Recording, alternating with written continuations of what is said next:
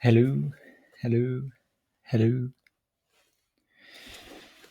Okay, let's see how this goes.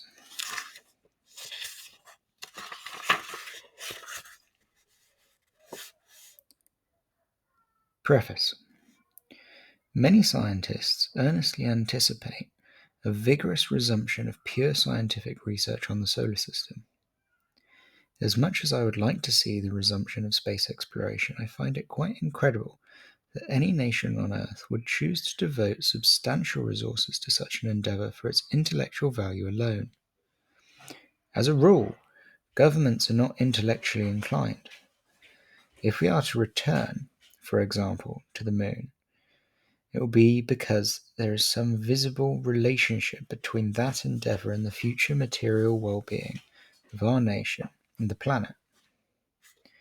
Basic research will be tolerated by the political machinery only if it constitutes a balanced part of a research program that also satisfies visible economic needs. There are many who cast the debate in polar terms.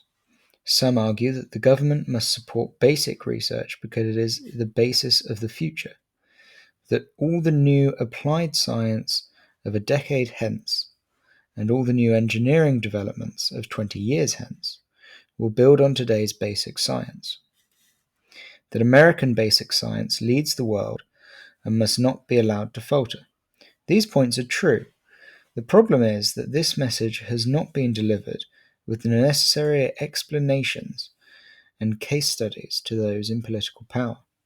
The scientists whose ox was gorned are so pure that they don't know or honestly don't care about applied science and the commercialization process. Most politicians, on the other hand, see basic research from the perspective of American industry, which has become increasingly obsessed with the current quarter's balance sheet. Many American industries see that basic research is a major expense this quarter and that this year's basic research will not result in a single new product this year. They therefore have chosen to improve their ledgers by cutting funding for basic research. That such a behavior is suicidal in the long run is not at all obvious to them, nor does it address their short-term needs. The debate between these parties, predictably, usually devolves into impassionate exchanges between basic scientists who say, in effect, "We're very important and you aren't smart enough to understand why," and politicians who say, "We need research that results in short-term economic benefits, and you're not doing it."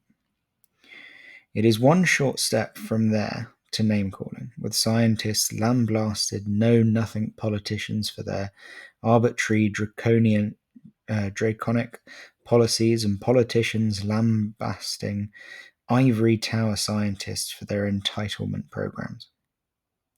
This is the climate within which decisions about the future of space research and space use are being made.